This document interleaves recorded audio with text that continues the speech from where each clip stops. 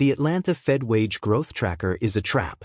While nominal wages climb between 3 and 5%, your actual purchasing power is quietly, steadily evaporating.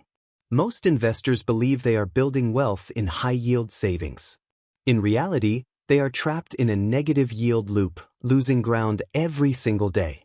After a 35% marginal tax rate on interest, a nominal 5% return drops to 3.2. Subtract inflation, and you're effectively drowning. The elite aren't chasing interest. They are chasing volatility-adjusted returns across 7 distinct, uncorrelated cash flow streams that bypass the standard mechanics of inflation rot. Retail investors are gaslit by a financial media complex that rewards activity over architecture. They celebrate green numbers on a screen, ignoring the structural decay. The rot is systemic. High-turnover active portfolios trigger realized capital gains distributions, creating a tax drag that reaches up to 2% every single year. A 1.2% difference in annual tax drag results in a 33% reduction in your terminal wealth over a 25-year compounding period. Your million-dollar exit, or your hard-earned savings, isn't worth what the ledger says. It is cannibalized by management fees and inefficient structure before even compounding. Wall Street sells you beta for the price of alpha. Standard ETFs offer broad exposure for 3 basis points, yet active managers often charge 20. Adding a 1% wealth management fee to underlying fund expenses creates a 1.5% hurdle rate. You start every year behind par. This friction ensures the middle-class professional remains a tenant of the financial system, never graduating to the status of a true, self-sustaining institutional landlord. Transitioning from earned income to passive yield isn't a linear path. It's a reconfiguration of risk metrics like delta and vega. The uninitiated ignore this. True diversification isn't owning 10 tech stocks. It is the intentional allocation across asset classes with zero correlation, such as private equity and intellectual property. Residual royalty loops offer yields between 9 and 14%. Most importantly, they are uncorrelated to the standard fluctuations of the debt and equity markets. While dividends from aristocrats offer stability, they carry a 35% historical drawdown risk. You cannot build a permanent fortress on single, exposed pillars. The wealthy don't just invest. They map an aggressive transition from active labor into a hierarchy of yield, using the most tax-efficient structures available today. Let's quantify the friction. Imagine a portfolio of $2 million. In a standard active strategy, you lose $30,000 annually to simple management fees. Add a $40,000 tax bill from realized gains. That's $70,000 gone before you pay for a single gallon of gasoline or a meal.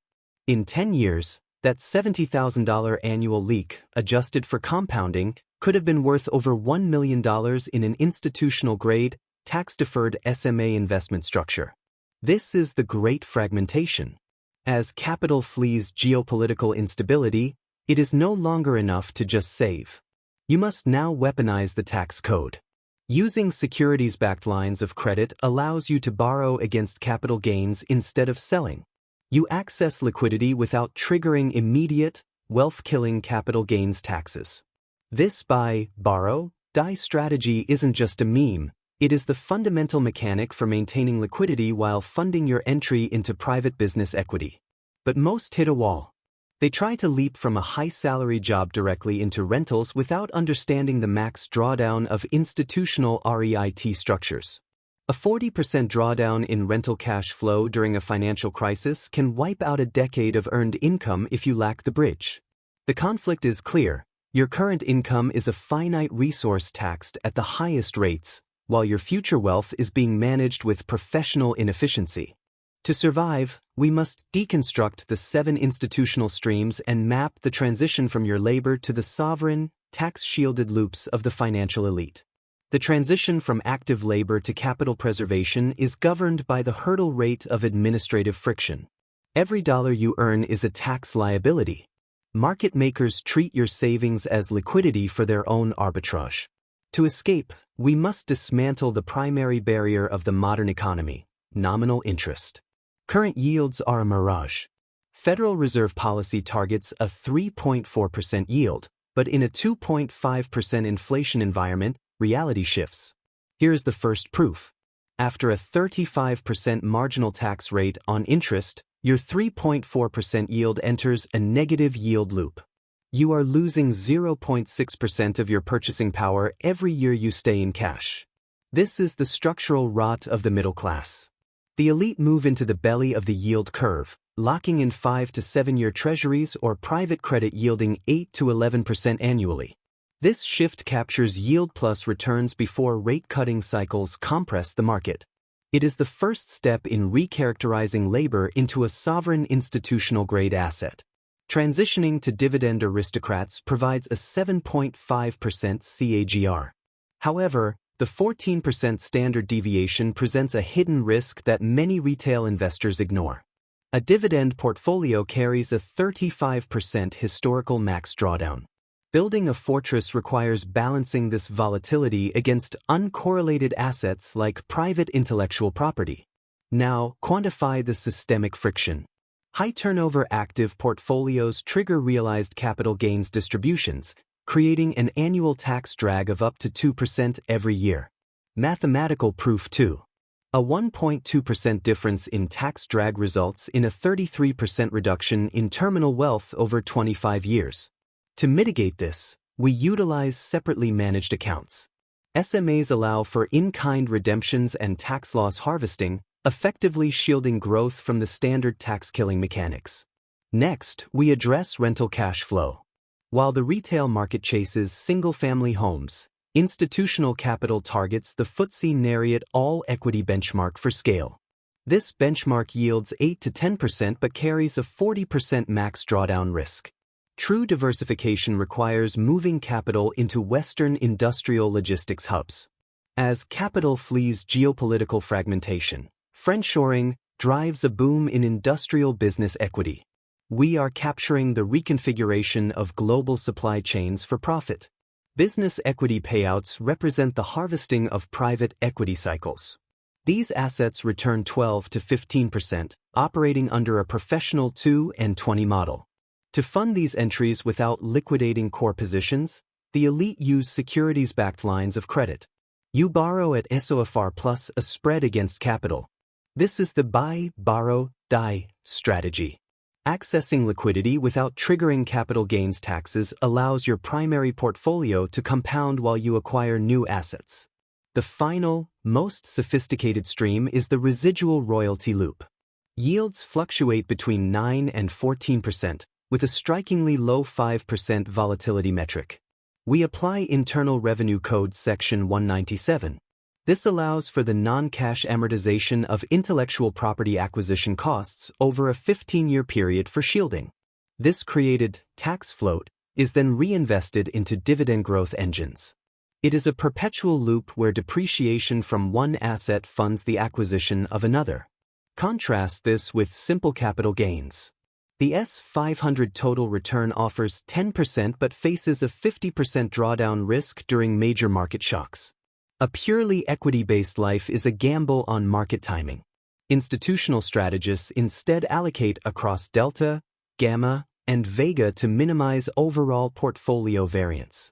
By balancing market exposure against fixed contractual royalty yields, you create an alpha-generating machine that is independent of the standard fluctuations of the debt market. The failure of the modern professional is the failure to quantify this friction. You lose 1.5% annually to banking and management fees. Over a 40-year career, that leak amounts to millions of dollars. By re-engineering your financial architecture, you transform that friction into an institutional-grade engine. To execute this architecture, we begin with the liquidation of the nominal. Convert cash reserves above 6 months of operating expenses into short-duration private credit. Allocate 40% of this capital to dividend aristocrats within a separately managed account. This structure allows for tax loss harvesting to offset the inevitable volatility. Next, utilize a securities-backed line of credit. By borrowing against your equity at SOFR plus a narrow spread, you access liquidity without triggering capital gains. This borrowed capital is deployed into industrial logistics hubs. We target an 8 to 10% yield, shielded by the depreciation of real-world tangible assets. The 5% of capital remaining is directed toward intellectual property. Here, we apply Section 197, amortizing the acquisition cost to create a tax float. This float is redirected back into the dividend growth engine. You are now running an institutional-grade loop where every dollar saved generates $2 more.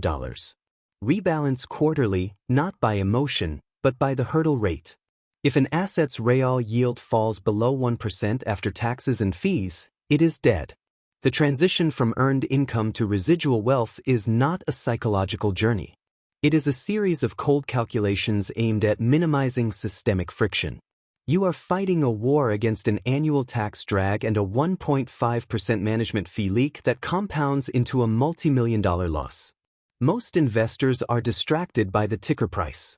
The elite are focused on the spread between the internal rate of return and the inflationary baseline.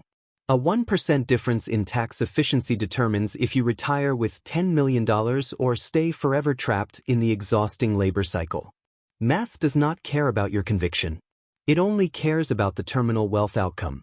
Your portfolio is either an engine or a tax liability. Success is defined by the number of uncorrelated income streams you can bridge using contractual yields rather than the variance of the open public markets. The strategy of buy, borrow, die is only the beginning.